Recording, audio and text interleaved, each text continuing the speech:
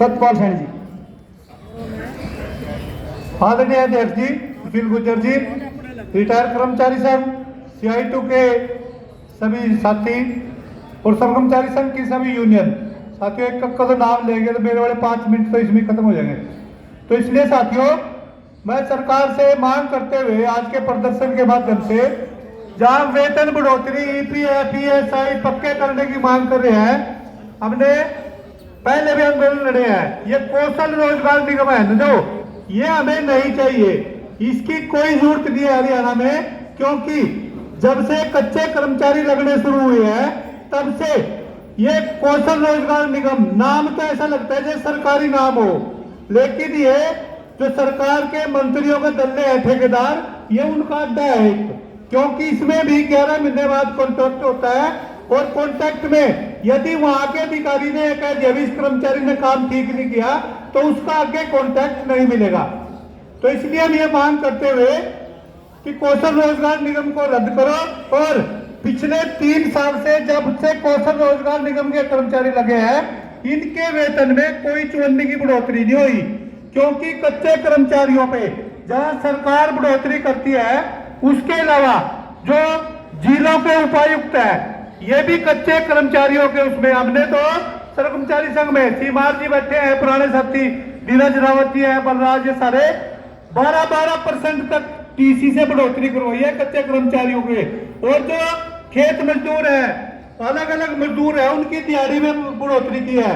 लेकिन अब क्योंकि करनाल जिला प्रति व्यक्ति आय में बाकी जिलों से सबसे आगे है, इसलिए जो DC रेट बढ़ाता है तो हमारा ज्यादा रेट बढ़ता है, लेकिन 3 साल से कोई चौन्नी की बढ़ोतरी नहीं। और कौशल रोजगार निगम की यदि आप शर्तें पढ़ो जो आपने अपॉइंटमेंट की थी, इसमें आप पक्के होने के लिए, वेतन बढ़ोतरी के लिए कौशल रोजगार निगम का कर्मचारी कोर्ट में नहीं जा सकता, हड़ताल धरना प्रदर्शन में भाग नहीं ले सकता, और उनका काम के घंटे 8 घंटे निश्चित नहीं है। वहां के चाहे काम पे वहां का अधिकारी चाहे इनसे 10 घंटे काम ले, 12 ले, 9 घंटे काम ले, तो इसलिए ये कौशल रोजगार निगम हमें नहीं चाहिए। इसको रद्द के मांग पत्र के माध्यम से 30% बढ़ोतरी, EPF ESI मेडिकल की सुविधा एक्सपायर होने पे, जैसे बाकी बिजली के कच्चे कर्मचारी हो तो 20 लाख रुपए मिलते हैं,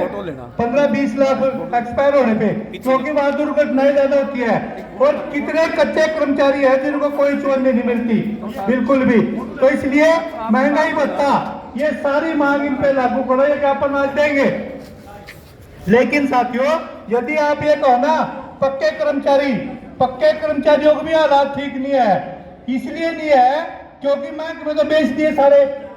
बिजली में 80% प्राइवेट है, ये पब्लिक हेल्थ में गांव के सारे ट्यूबवेल ठेकेदारों को या पंचायत को देखिए। तो इसलिए विभाग तो कोई छोटा नहीं, इन्होंने पब्लिक हेल्थ है और PWD कहीं देख लो आप। इसलिए क्योंकि पहले पक्के करने की सर्व कर्मचारी संघ ने एक टूटी फूटी सी पॉलिसी बनाई थी उड़ाने पिछले 10 साल में, और उसमें मंडी बोर्ड और शिक्षा विभाग के कच्चे कर्मचारी पक्के हुए थे। और खट्टर ने 2014 में आते हुए पहले 3 महीने में सबसे पहले वो पॉलिसी रद्द की थी।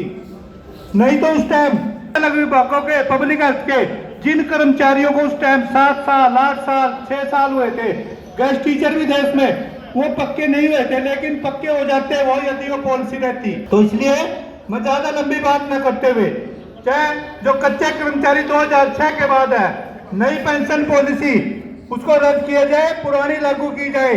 और लगभग सारे विभागों में हजारों पद खाली पड़े हैं, उनमें स्थायी भर्ती हो, और जो कच्चे कर्मचारी चाहे वो कौशल रोजगार में हो, DC रेट पे हो, उनको तुरंत पक्का किया जाए। साथ ही शिषपाल का रखना, जब पंजाब सरकार पक्के कर सकती है, तमिलनाडु की कर सकती है, केरल की सरकार पक्के कर सकती है, तो इन पर बिजली पड़ रही, इन पर खट्टर पर अपने वाले में तो नहीं कमी छोड़ते, न अपनी पेंशन में और न अपने जिनके आर्थिक लाभ है उसमें। खट्टर की कम से कम 3 लाख भी तनख्वाह होगी ना, 2 प्लान हो गए, 3 लाख तो तनख्वाह होगी, इसका पेंशन होगी इसकी खट्टर की। और हमारे वाले 2006 के बाद कोई चौन्नी नहीं। MITC के रिटायर हो जाए नई पेंशन पॉलिसी में, किसी की 250 रुपए पेंशन है, किसी की 200 है, किसी की 300 है। जो MITC से अलग अलग विभागों में रिटायर हुए ना, किसी की 800 है ऐसे पेंशन है उनकी, और जो बाकी कर्मचारी पेंशन रिटायर होंगे, जो नए बच्चे लगे हैं उनकी भी ऐसे ही होगी पेंशन। तो इसलिए मैं CI2 की जिला कमेटी की ओर से आपकी मांगों का समर्थन करते हुए, और साथियों आपने देखा होगा, एक मिनट में बात समाप्त करूंगा, आंगनबाड़ी की 4 महीने 119 दिन हड़ताल रही, पूरे देश में किसी की मांग नहीं है। ये महंगाई भत्ता मिलता है, रिटायरमेंट पे, एक्सपायर होने पे सारी मांग लागू हुई। ये 39 दिन सफाई कर्मचारियों को हो गए, इनकी भी लागू होगी, आशा वर्कर पे भी लागू हुई, रिटायरमेंट पे भी, एक्सपायर होने पे भी, महंगाई भत्ता भी। और आप लड़ोगे, ये दिमाग में जो भाग सिंह कह रहा था ना, हम विभागों में मैसेज देते आते नहीं, ये आपकी ये सोच है भी, ये सेवाराम, सुशील गुज्जर, ब्लॉकों के प्रधान, विभागीय यूनियनों के प्रधान, ये आपको पक्के करवा देंगे। इनके बस की बात नहीं है। यदि आप इनके पीछे नहीं होंगे ना, तो इनको तो कोई दफ्तर में भी घुसने ना दे। आपको लड़ना पड़ेगा, खुद लड़ना पड़ेगा। जब 1000 आंगनबाड़ी टर्मिनेट हो सकती है मांगों के लिए, तो आपको भी कोई दिक्कत वाली बात नहीं है। आज तक का इतिहास है, कच्चा पक्का कर्मचारी यदि कोई हड़ताल में टर्मिनेट हुआ तो बाहर नहीं है आज तक किसी भी विभाग का, किसी भी परियोजना का।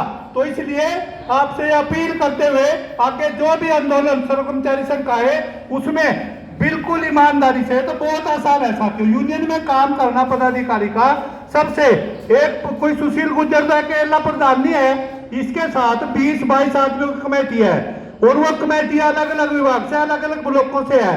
यदि कोई प्रोग्राम हो, वो 22 आदमी यदि मिलकर काम करेंगे तो क्या मुश्किल है कोई?